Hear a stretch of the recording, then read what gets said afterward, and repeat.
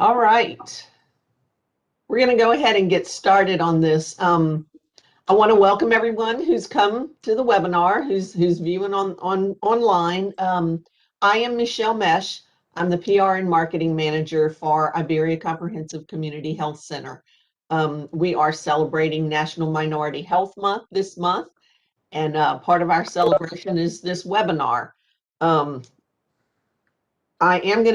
do want to go through a couple of little housekeeping items before I throw it over to Dr. Ramsey. If you have any questions, please go ahead and just type them in the chat, and I will make sure that Dr. Ramsey gets those questions, because it's a little hard for him to be going through the PowerPoint and looking at the questions at the same time. So if you do that, put your questions in chat, and I'll make sure he gets them. This webinar is being recorded, so hopefully we'll be able to put it onto our social media or a link to it on our social media. Hopefully get it up on our website also. I am going to ask you all to please mute your microphones. If you have a question that needs, immediate answer, raise your hand. There's the little button on the right that you can raise your hand. And I'll let Dr. Ramsey know that you have a question that needs immediate answer. But other than that, we're going to go ahead and get started. And it's my pleasure to introduce Dr. Keith Ramsey. He is our medical director here at Iberia Comprehensive Community Health Center. And take it away, Dr. Ramsey. Well, can you hear me, Miss Mesh? I can. All right. So just want to thank Miss Mesh, and I want to thank the team for putting this together.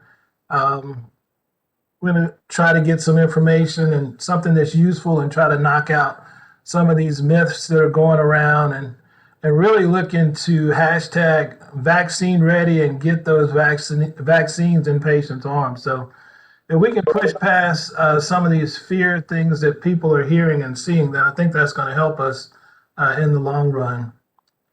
So this first slide is one of my walks one Sunday morning, and I'm going to go through the PowerPoint, and then at the end I'm going to switch over to the video. I had a patient or a viewer who was saying, "I want to see you on the video. I want to see you on the video." So I'm going to switch over to the video at the end as we answer questions.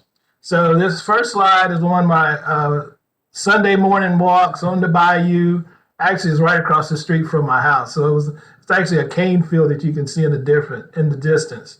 As I do what I have to do, I'm shown the way to walk the walk. And many times on my path, I'll have to direct all of my effort against the tide. Even as difficulties come, it is by my effort that they will be surmounted. So faith without work is dead. And that ties into this vaccine of putting in the work that we have to do so that we can take care of ourselves. This next slide looks at the federally qualified community health centers across the state of Louisiana. And these are access points, different areas where you can get access to the vaccine, different areas where you can get access to testing. And as a federally qualified community health center, we don't base access based on insurance. We see uninsured, Medicare, Medicaid, private insurance. So we see everybody with these community health centers, as well as looking at ways to address primary care needs. So we have full-time general dentistry, family medicine, internal medicine, behavioral health, and many of these centers will have pharmacies where we can get reduced price medications for access. So that's something that's positive with the federally qualified community health centers. So this picture goes out to that patient or that viewer that's up in Maryland. That as I was walking through the slide, she's like, "I can't see you. I can't see the speaker." So I have a copy of the slide, one of our billboards when I started here back in 2002. And it really looks at access for everybody, comprehensive access for everyone. Some of my brief education is I grew up in North Carolina, but always had family in Louisiana, would come here in the summertime and my uncles were working carpenter and bricklayer work, and I would do that as a teenager. I was like, I'm going to school. I'm not going to be working out in the sun in Louisiana. I'm going to go to school. So I went to Jordan High School in Durham, North Carolina, and Appalachian State, which is in the beautiful Blue Ridge Parkway in the mountains of North Carolina. And it is pronounced Appalachian, not Appalachian. So a lot of people will say that. Meharry Medical College is a historically black medical school in Nashville, Tennessee, another beautiful city. It's a big city that feels like a small town, really. And then back to Duke University for my internship residency in family medicine. So I've been here since 2002, and I'm board certified in family medicine. So a bit about National Minority Health Month. It's celebrated every April, and that it was initially spoke of by Booker T. Washington at Tuskegee, and he wanted a week-long celebration to identify health disparities in minority populations. So this month really looks at building awareness around the disproportionate burden of morbidity and mortality from illness in minority populations. So when you talk about morbidity, you're talking about illness or chronic disease that affects the quality of life. And then when you discuss mortality, it's those illnesses that can cause death. And that's one thing that we're trying to prevent is morbidity and mortality with getting these vaccines out. And also health education. So health education and early detection and control of these disease complications really affects the quality of life and improves how we can be a part of that in helping patients to gain access to primary care. And then a footnote on this Minority Health Month and Booker T. Washington. So Booker T. Washington was the first college president at Tuskegee Institute, or is now Tuskegee University. And I can remember as a kid, my grandfather taught at Tuskegee. I can remember as a kid going to Tuskegee, I guess when I was 2 or 3 years old, and seeing the university and the museum that they have for George Washington Carver, and going there many times for Thanksgiving break when I was growing up and in school. So my grandfather actually taught at Tuskegee with George Washington Carver. They were in the same foods and nutrition department. So I'm going to touch a bit of that in this PowerPoint, looking at food and nutrition and how it helps to decrease inflammation in the body. And the inflammatory process with COVID-19 seems to be the key of what it causes in regards to morbidity and mortality on our population. And so this slide looks at why did I get vaccinated? I can remember being at a board meeting back in November. So we have a board of directors, and the CEO and myself and some of the other senior staff were at that meeting. And the board members wanted to know, why I wanted to get vaccinated, because we were trying to get access to the vaccine in November of last year. And I said, well, having compassion for myself, I want to get past just wearing this mask. So that's the beautiful thing about this webinar of not having a mask. I'm isolated in this room. But as an African-American male, I'm at risk when I go out in the public of getting that virus. And looking at those risk factors for morbidity and mortality, I have a lot of those risk factors. As a frontline worker, we've been seeing patients every day since March of last year. So when this virus hit, we didn't close the doors. We kept seeing patients in the clinic. We were seeing patients outside in the parking lot. We started telehealth also that month of trying to get patients access through the computers and through the telephone system. And I myself, I have high blood pressure, so I take 2 medications for that. That's a risk factor because blood pressure can cause inflammation.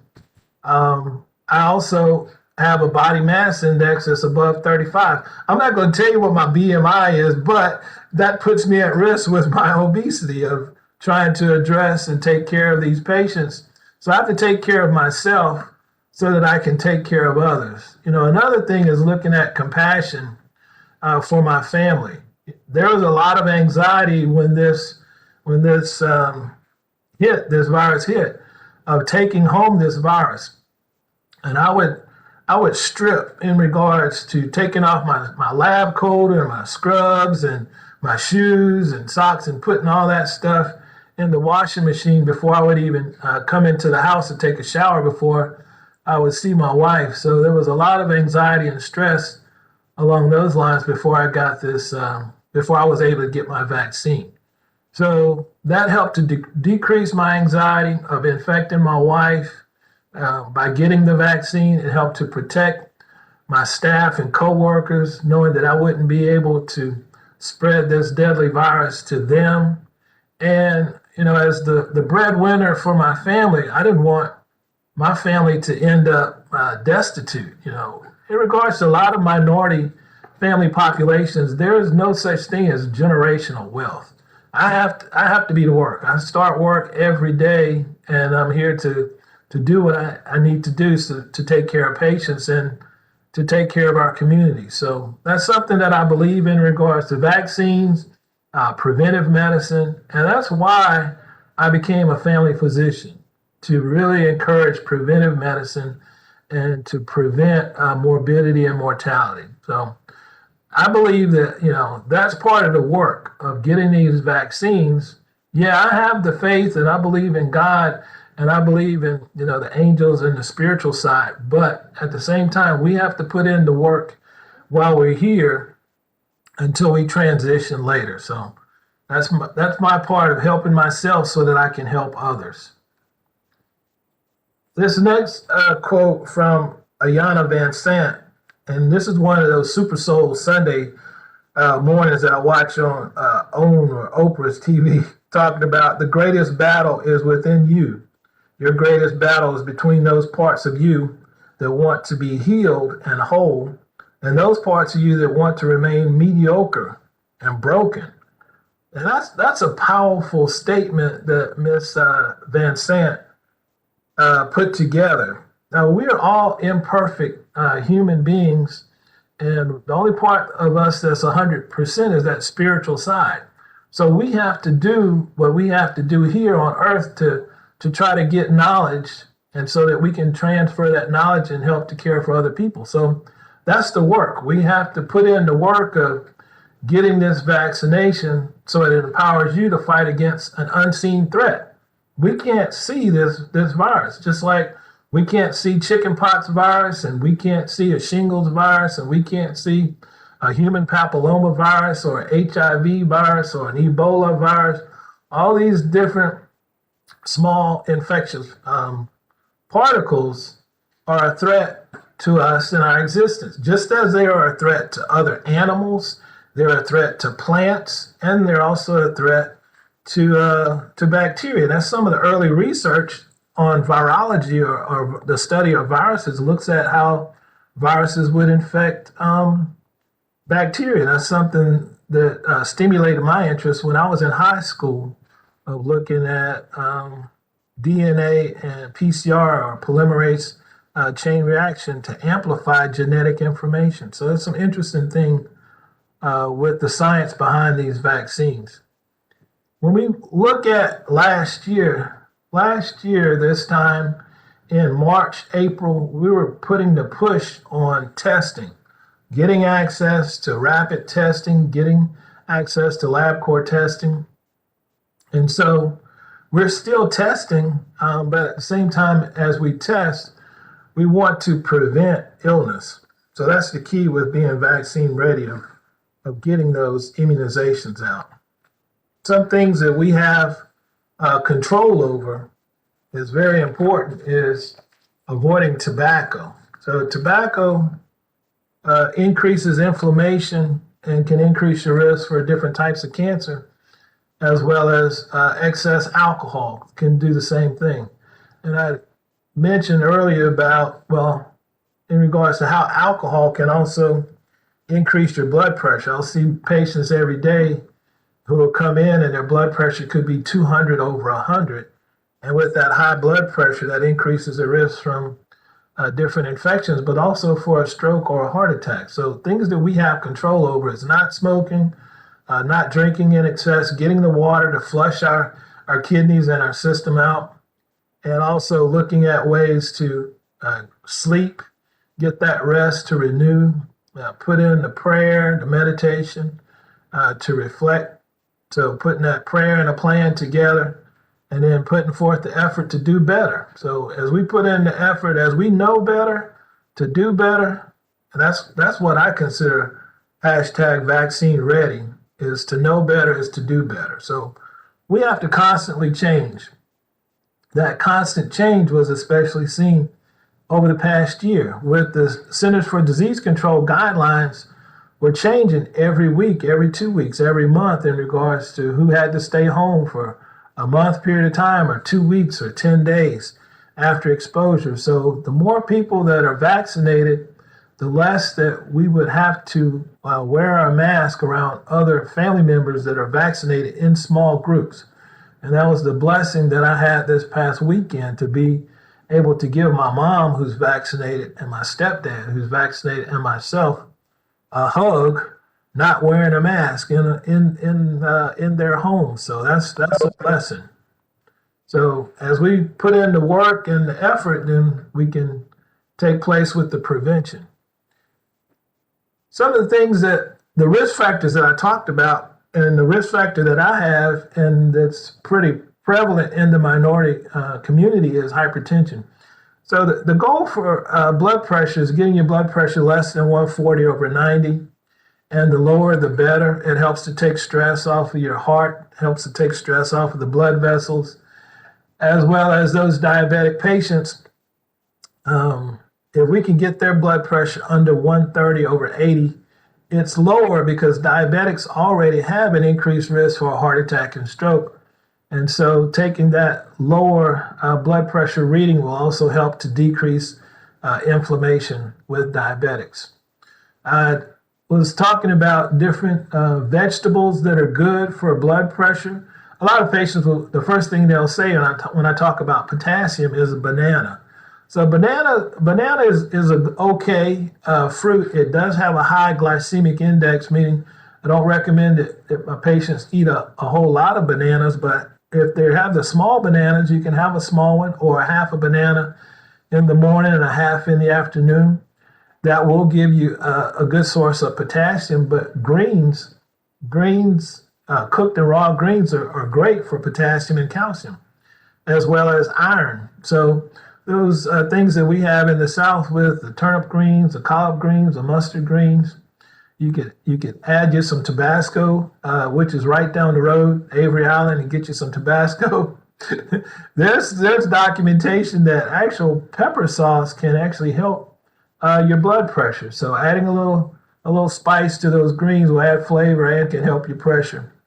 I do like the baby spinach and the baby kale. I don't like that the full adult kale as much because it's kind of hard on the palate. But but those greens can help with inflammation, and we'll talk about some of the phytochemicals that can help your immune system in the next few slides. So changing our food choices, as we know better, we're called to do better, limiting our alcohol consumption, and that daily exercise helps with being vaccine ready. This is a patient that I saw years ago, and he had the amputation of his foot due to a bone infection. So some of the things with the inflammation in those diabetics increase their risk for dying from the COVID-19 infection, as well as increase their risk for hospitalizations and more complications. So with diabetes, they're already at risk for vascular disease, they're at risk for neuropathy or nerve damage, and retinopathy or blindness caused from diabetes is pretty prevalent in the United States. Actually, it's the number one cause of blindness in the United States is is diabetic retinopathy. So that's one thing that we have worked on improving our screening here and with our other community health centers across the state. Nephropathy, kidney damage, something that we monitor to look for chronic kidney disease, and that is an epidemic proportions in regards to those diabetics that we see. So trying to prevent chronic kidney disease and patients ending up on dialysis, that's what I talk with patients every day about, looking at their kidney function, and as they control their blood pressure and control their diabetes, then that cuts their risk for chronic kidney disease. At the bottom, it just looks at infections and bacterial infections. Some patients will show up. That's their first sign, is women who get chronic yeast infections or bacterial infections of the skin, or such as a bacterial vaginitis, or intratrigo, which is a yeast infection or a rash under the breast, or recurrent urinary tract infections. Those are things that could indicate diabetes, and further testing and evaluation would be indicated. So when we look at the prevention and how we can get access to these vaccines, I've mentioned the community health centers across the state, also the public health units across the state, and the brand name pharmacies, whether it's Walgreens or CVS or Walmart or what have you. There are also local pharmacists that have access to these vaccines, both the Pfizer BioNTech. Those are two different companies that partnered together to put together the messenger RNA vaccine, as well as Moderna, its messenger RNA vaccine, and then the Johnson & Johnson, which is on hold right now. And I suspect that it will be approved after they do further evaluations of the patients who had complications. So those patients, about 6 out of 7 million patients who had some severe complications, they're looking at those patients case by case to make sure that this is safe and should proceed forward with further vaccinations. And like I said, I mentioned that around the world, the Johnson & Johnson and the Oxford AstraZeneca, those vaccines are being used right now in millions of people around the world. They're just a little delayed here in the United States as they're taking precautions to look at the data from the Centers for Disease Control and the Food and Drug Administration. So that's the standard of care that we have here.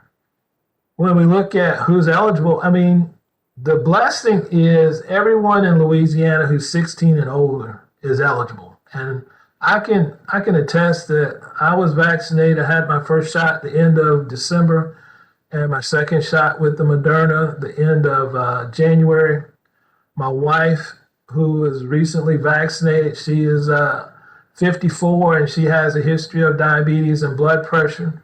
My daughter, who is 21, she took the initiative in college to go and stand in line at a Walmart and get on the wait list.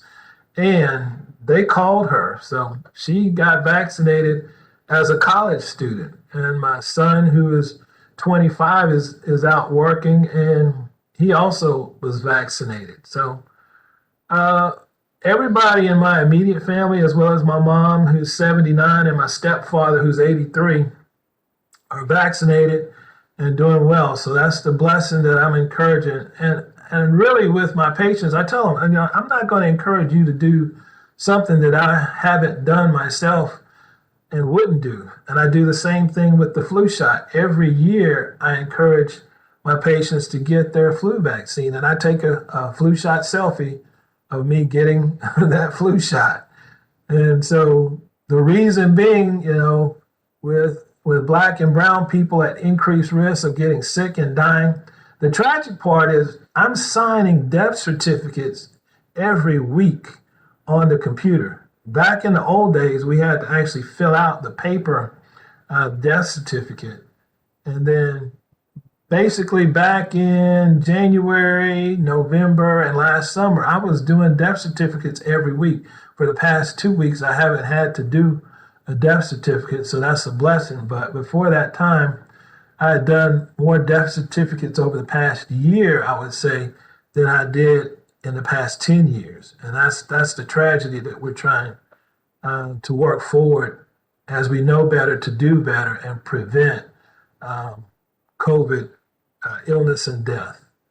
And so there's a study of selected states and cities looking at the data on COVID-19 deaths by race and ethnicity.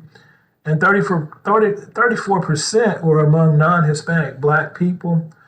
And that population, or the African Americans, only account for 12% of the United States population. So if you look at the breakdown based on the United States population, there's a higher incidence in Black and brown people who are suffering from this infection, as well as trying to prevent them from ending up in the hospital and worse. So hypertension, I mentioned that I take 2 blood pressure medicines myself, and that hypertension can cause inflammation along with viral infection can increase your risk. Diabetes, we talked about that and looked at that slide. Obesity really is another inflammatory marker, looking at those people who have a body mass index above 30 and with morbid obesity above 35 to 40. And chronic kidney disease, which is related to diabetes and hypertension, which is now we're seeing epidemic proportion, looking at the percentage of people who have chronic kidney disease and trying to help them to keep stable kidney function and prevent them from ending up in the hospital. So we'll talk about some of the myths with this vaccine. The vaccine will give me COVID-19, and we'll also discuss some questions at the end, but that's not possible because there's no live virus in this vaccine.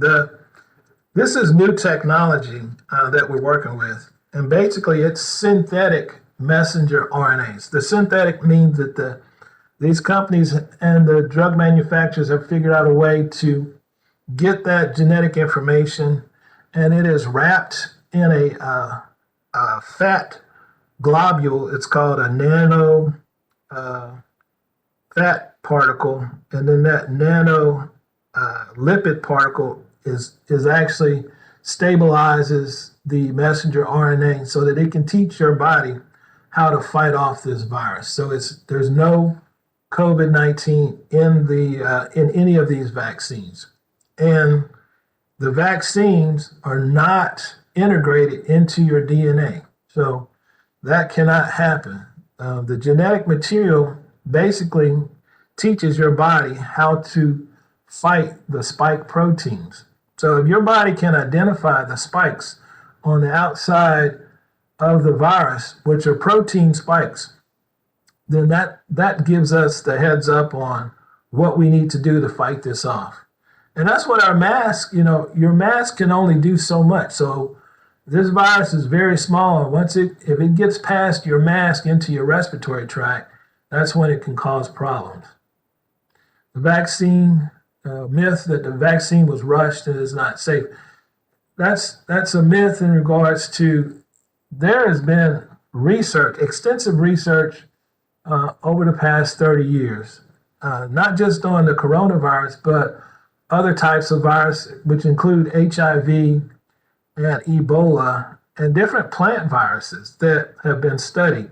So since Watson and Crick had identified the DNA molecule in the 1950s, and then you go between the 1950s into the 1960s where they're looking at genes, gene therapy, and then later into the 70s and 80s, looking at ways to keep our food system safe, as well as looking at plant technology and research in regards to RNA splicing and tissue harvesting. There is extensive research. Now, During the period of time from last year when this was identified in China, the Chinese scientists and doctors sent out the genetic code for this virus. They sent it out to everybody in the world. So everybody had access to this information so that they could use that genetic data to start immediately creating a vaccine.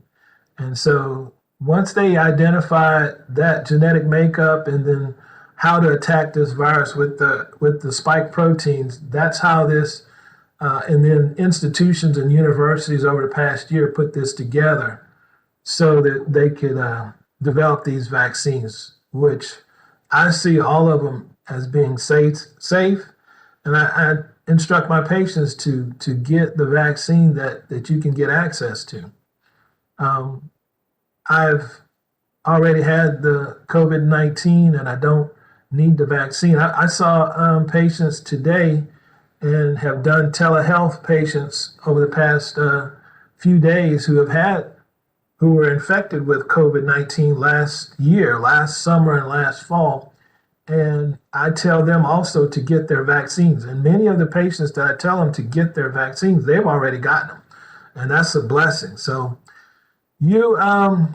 those patients that have had this infection and had a mild course, reinfection can occur. And we don't know the extent of your immune system once you've had this. Some people who've had only an upper respiratory infection where they lost their sense of smell or they lost taste and they only had some upper respiratory symptoms and didn't have the lower respiratory symptoms and didn't have pneumonia or end up in the hospital, then that's a blessing that you had a mild case, but it's still recommended that you get the vaccine so that you can boost your immune system further. And the recommendation would be to get the vaccine at least 90 days after you've had that initial case of this illness. So after 90 days of having the illness, then yes, I recommend going ahead and getting vaccinated. I can stop wearing my mask. This is a myth. I can stop wearing my mask and stop social distancing because I got the vaccine.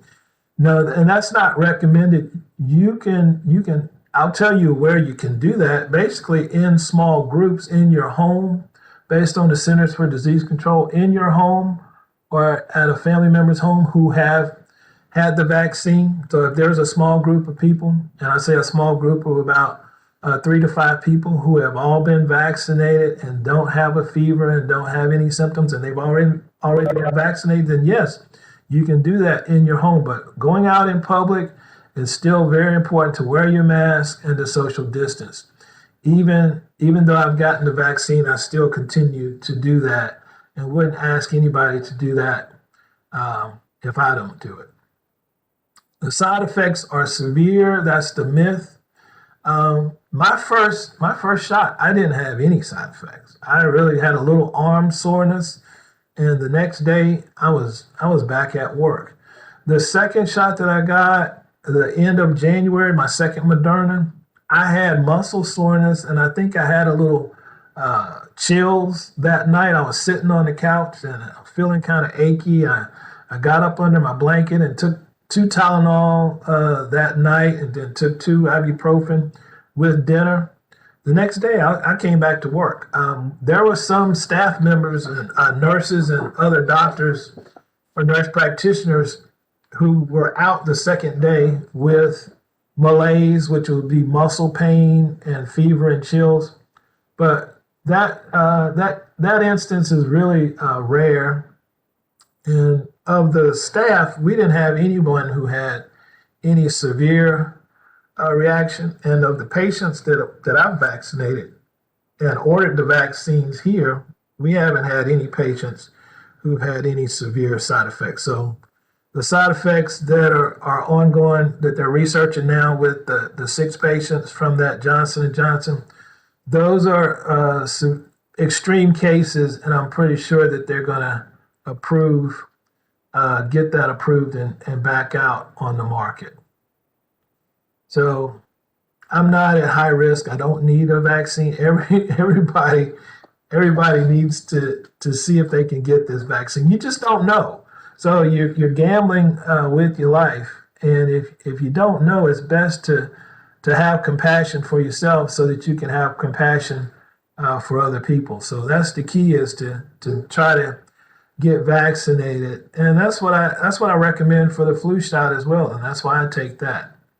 So we'll also go to some other questions towards the end here. So risk factors that we've talked about: being considerate of others and being considerate of each other, your overall health, your unhealthy diet, moving past that, working on what you have control over, doing the exercise, those frontline workers in public, being considerate really of people who are working in the grocery store, people who are working on your cars, or people who are working in Walmart, being considerate of them.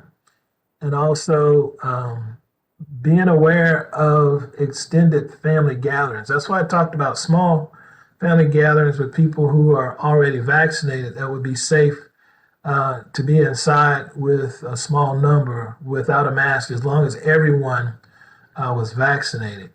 Getting those healthy diets to boost your immune system, getting that physical activity and that social distancing, and then wearing your mask and using hand sanitizer, washing your hands. So this is a picture of one of my lunches with a little piece of banana on this water top and my sunflower seeds and some almonds and a good salad, drinking the water. So vegetables are the key. This is a cool picture of some Brussels sprouts.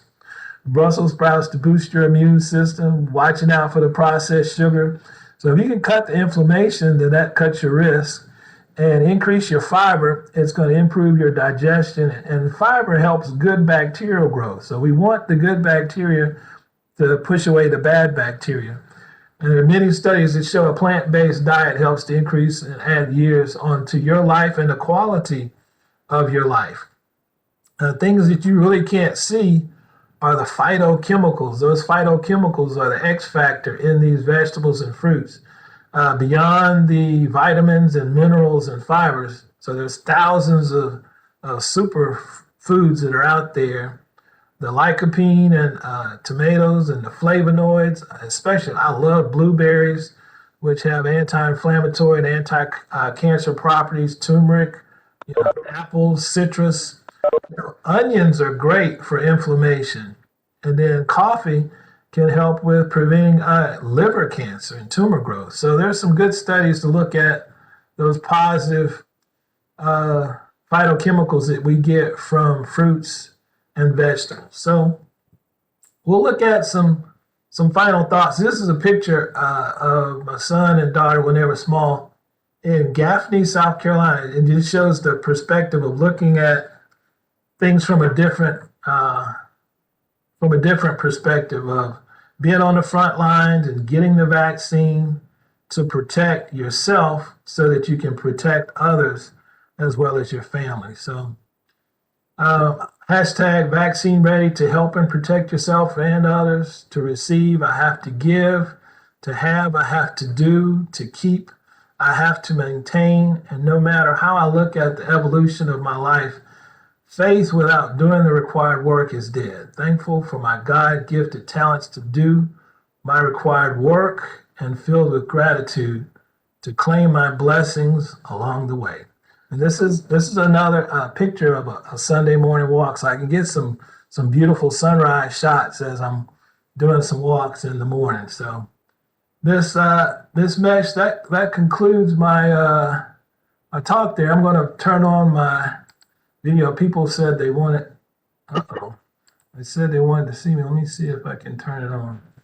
Well, Dr. Ramsey, Troy is on his way over there to help you out if you need it. No, the app is using my thing.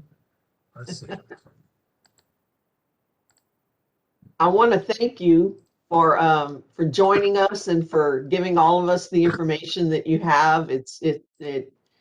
I know that we probably learned a bit, and if anyone has any questions, you can go ahead and unmute your microphones and ask Dr. Ramsey any questions. Did we have any written questions, Ms. Mesh? I did not get any written questions, so I think that says you did pretty well in giving your information. Okay. All right. All right. Well, let's see. So we didn't get any written questions. Well, I guess that's it. We can we do have a recording of this. And so I see Miss Evelyn. I see Miss Evelyn up in Maryland. How are you doing, Miss Evelyn? I don't know if she can speak. I'll wave to Miss Evelyn. She said she wanted to see my picture, so I put my picture, the video in. Okay, I haven't gotten you yet, so I don't know if Miss Evelyn can see you. Oh, you can't see me? No. Oh, okay. Let me see.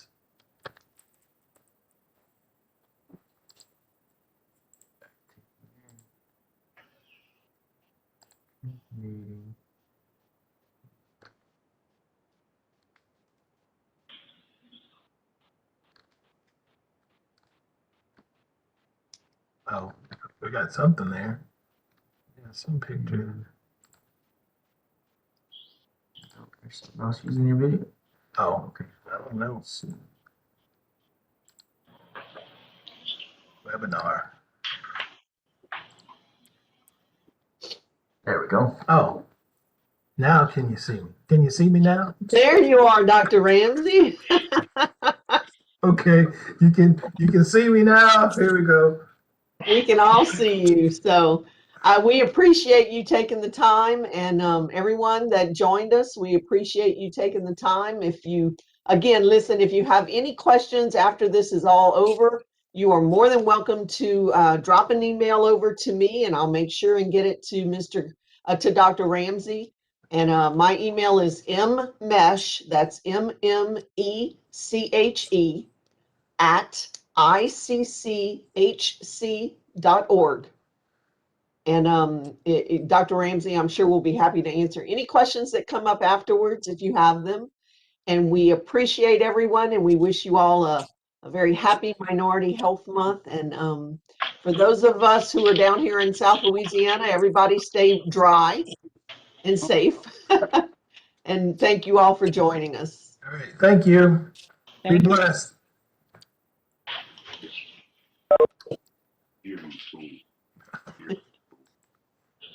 I see Emmanuel. That's Yeah. I see Emmanuel. How you doing? Yeah, I enjoyed it. Oh, Hey, I do have a quick question. It's Okay. not too late. Do you think we'll have to get revaccinated? I think we may need a booster next year. I took the Moderna the first shot at the end of December, and I had my second shot at the end of January. So I think we will need maybe a booster to try to help protection in regards to some of the variants. But the vaccines that are out are still effective in preventing hospitalization and death with the variants. So that's the blessing. Okay, excellent. Thank you. Thank you. Miss Evelyn is my mother. I'm not sure you recognize her. I invited her to listen because I've been trying to convince her to get a vaccination. So I figured if we get a chance for her to see you. So thank you. Yeah, she's muted. She's muted. Okay. Well, right. Send me an email. Send an email to Miss Mesh, and we'll keep encouraging. And I can reach out and give her a call. I have administrative time, so I'll give her a call if you give me her information. Okay, will do. Thank you so much. All right, stay blessed. Wow. All right, bye. Well, that is beautiful.